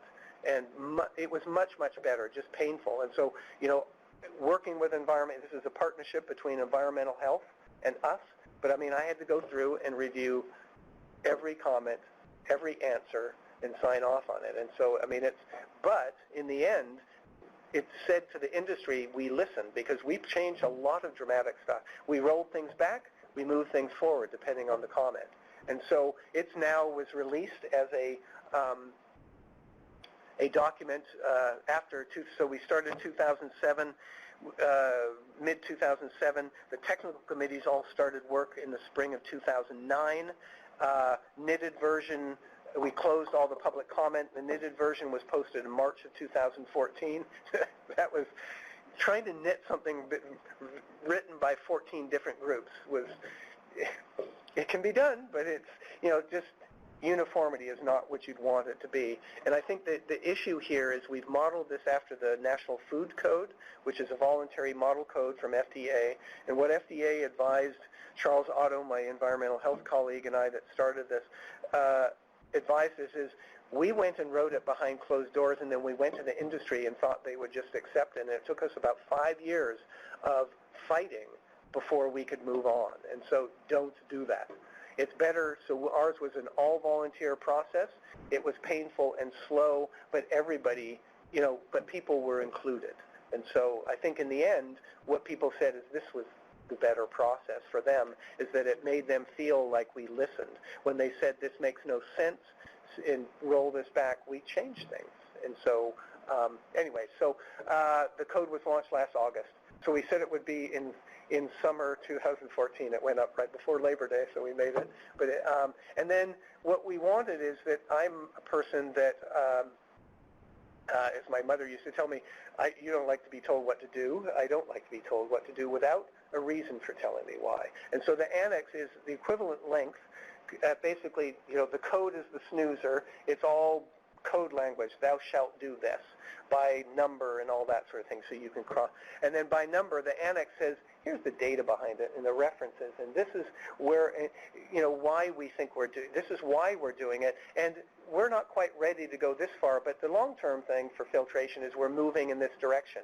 And so we will incrementally change over time, because this is meant to be it is a living document that will be revised regularly and will move health and safety forward in an evolutionary phase. So next slide.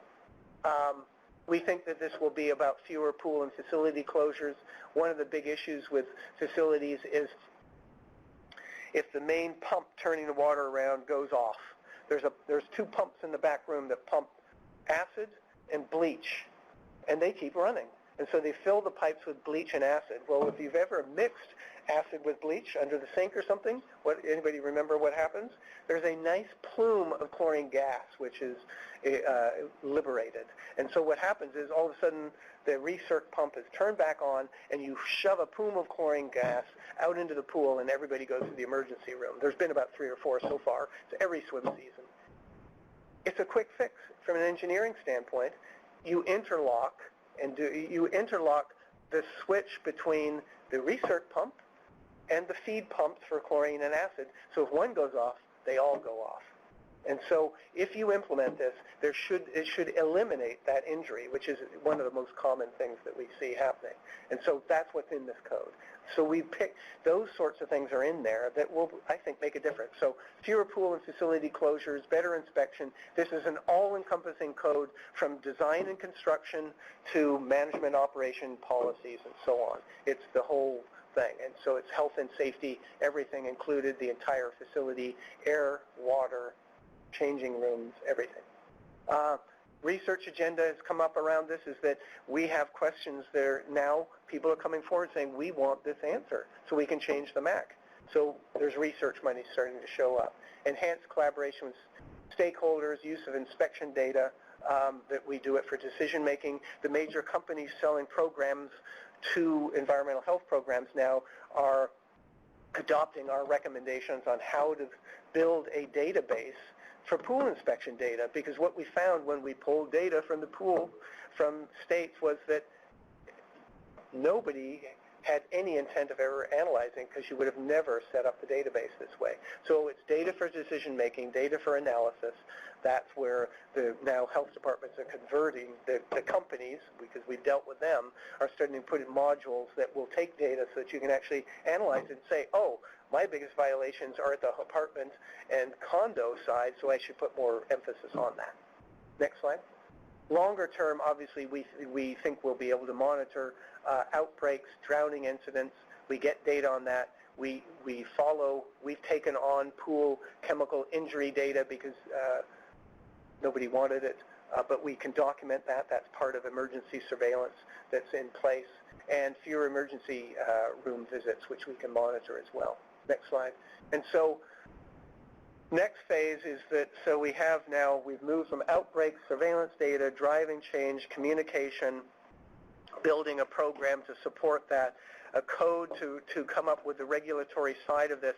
So how do we get change in this? And that one of the worst things about a code, California's code was 20 years old, out of date. What's driving the industry is the designers. Now it's all about artificial waves and surfing at water parks. They're really wonderful, actually. It's really very cool. And so, real waves.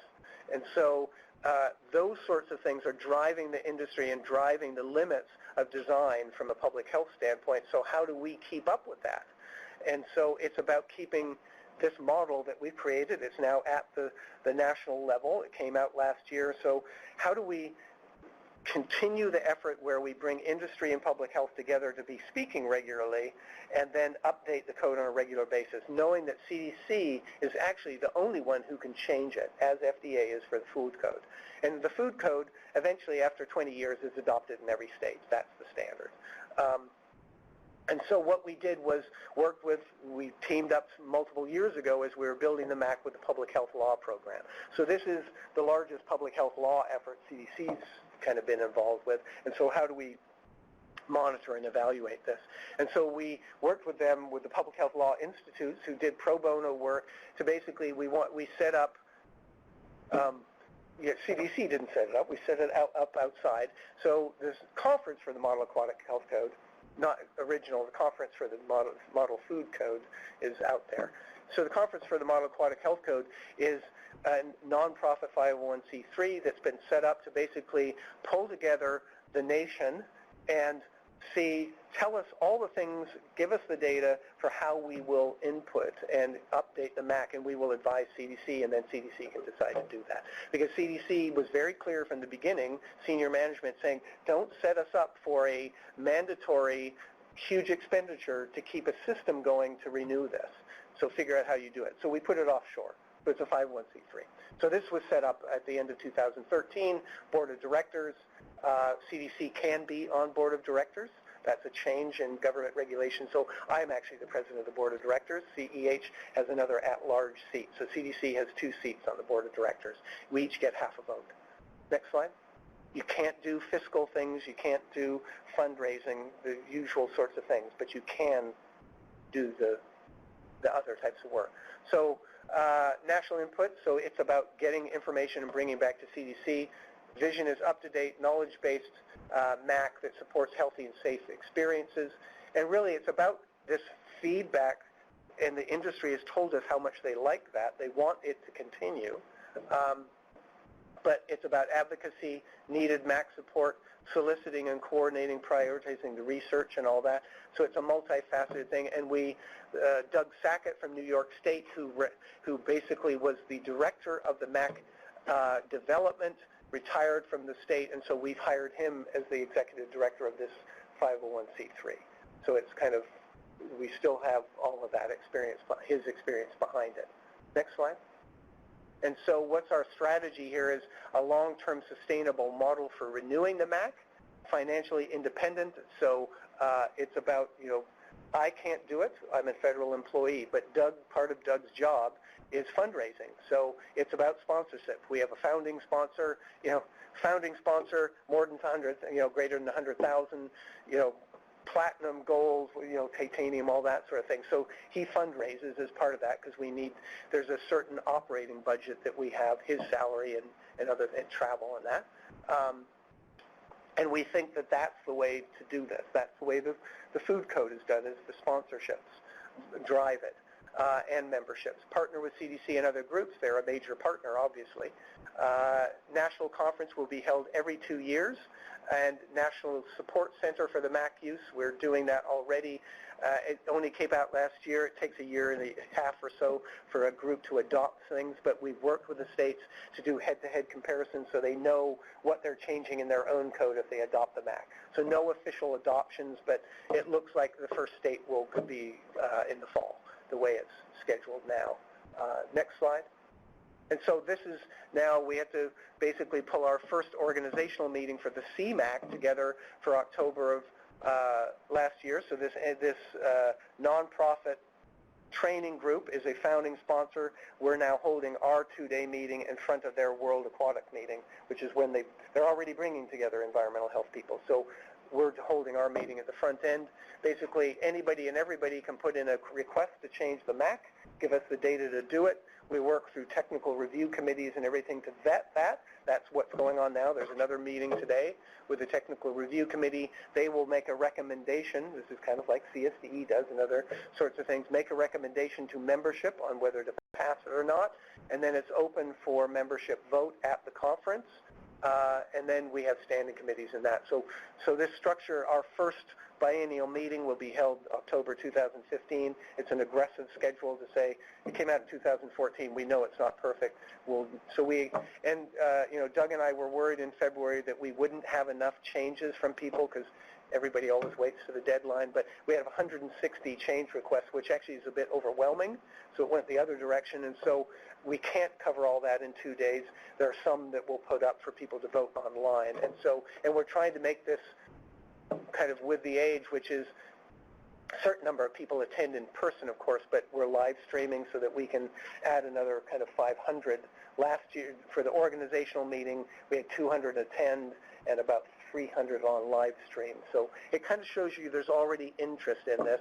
And what the industry is telling us is that they're already upgrading things at water parks and that, because even though it's not adopted in the state, from a liability standpoint, it is now viewed as the national standard. So, you know, we made some people unhappy. We made fences higher, so that fences are the standard in the MAC is 6-foot fence, not 4-foot fence.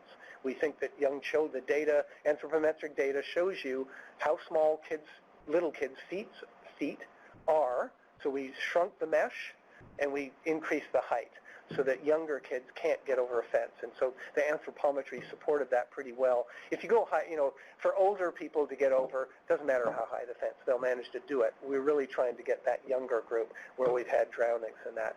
So, but, you know, the big groups are changing that now because it just is out there. So next slide, I think, is so we've come, again, this is what you can do with limited resources. This is what you can do starting small, half-time, be patient, and grow things over time. Use every aspect of what you can get out of CDC, from a fellowship, a training, whatever it is. Make partners everywhere, so if they have money at the end of the year, they know you and they know that you'll do good stuff with it. We have a reputation for delivering every time. We don't fail. That if we say we're going to launch something, it launches.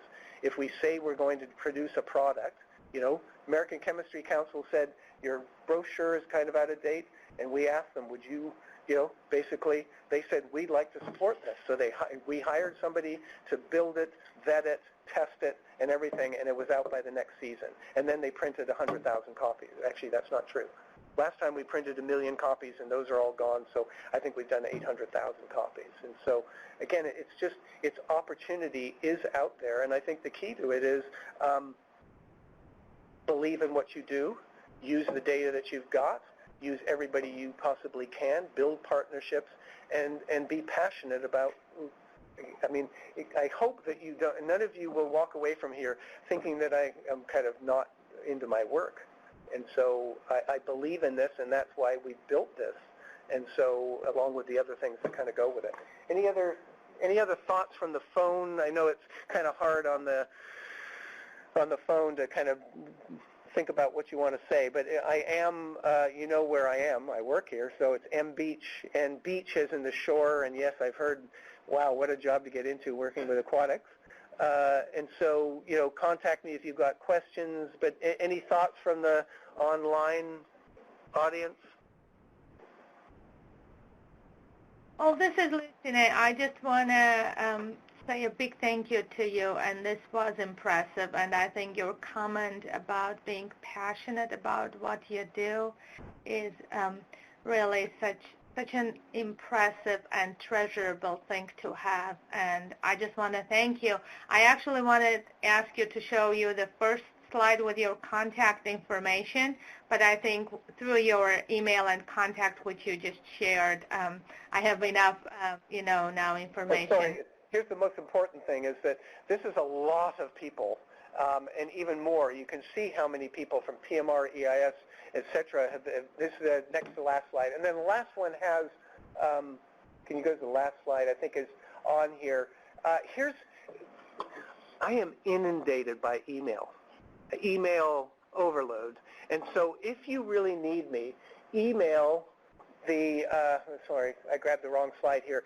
It's healthy swimming, healthy water. Healthy swimming, I'm trying to turn off. You can't see it there. Healthy water at CDC.gov. Somebody monitors that. And if you say, this is for Michael Beach, they will come get me and they will make sure I do something about it so it doesn't get lost in my inbox, which is horrendous. But I think one thing I'll say again, because I can't stress it enough, is that, you will run into people around the agency, and everywhere you go that are naysayers. They will always have a reason for why you can't do something, why it won't work, why you're crazy, and so on. And it drives people crazy. But that's okay. Listen to them. because if you can address what they have to say, that makes your case much stronger. It gives you insight into how people never move anywhere because they've always got a reason for not doing something. And so you can craft your messages around that. You can build information. You can pull data. You can get them to help build data for why it won't work. But don't ever let it slow you down. And so I know one of the biggest naysayers in this agency, and he is very, very valuable in my mind. He knows so much stuff. But as we've kind of joked about it. It's like, it's a good thing you never listen to me. But I do listen to him. I just don't let it change my plans as far as where I'm going. But it does inform me and help strengthen the process for moving forward.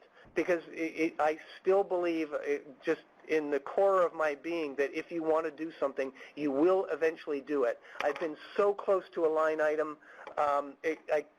I could taste it. So we've had 2 line items go out of CDC to HHS, OMB. Next one, we're going to be working on another one. But the next one went into the president's budget for 2 years, and doggone it, it's the 2 years we don't pass a budget. So you can sell the policy levels above. So, maybe it would be nice with retirement that I could say here's a line item, but it's going to happen because this isn't, water, sanitation, and hygiene is so integral to public health. It's absolutely ridiculous that we have no line item to support this across the agency. And so it will happen, and I know that we will convince people of that, and we've done it before. We just need to convince Congress to do it, to convince them at the same time that we actually pass a budget that it comes. But remember that about the naysayers, both in the industry when you hear them pulling you to pieces when you're trying to sell what you do, they strengthen you because you come back and find data. Doggone it, I'm going to come back with stronger data. So it was really a wonderful slide set after, a year or 2 of doing that. But, just be cognizant of them and don't brush them aside because they've got good information that would be very helpful. Any other thought? Oh, question here. I know we're running out of time. I came in late, I apologize. I work in the chronic disease center, so not really that involved with this, but question out of left field.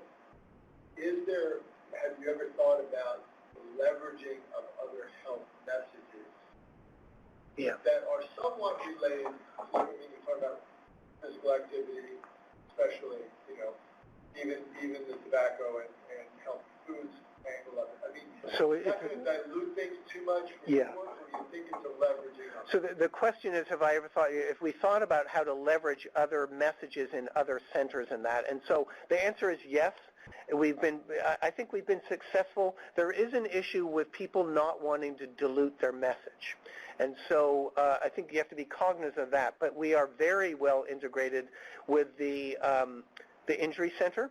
So we kind of built this with them so that we have kind of injury-related messages on our brochure, even though it's primarily a don't swim when you have diarrhea sort of thing, but certainly about anti-drowning messages. We have a hydration message on that. We've worked with a nutrition group to think about how do you water-related issues and how we deal with that sort of thing, because they're pushing drinking water and that.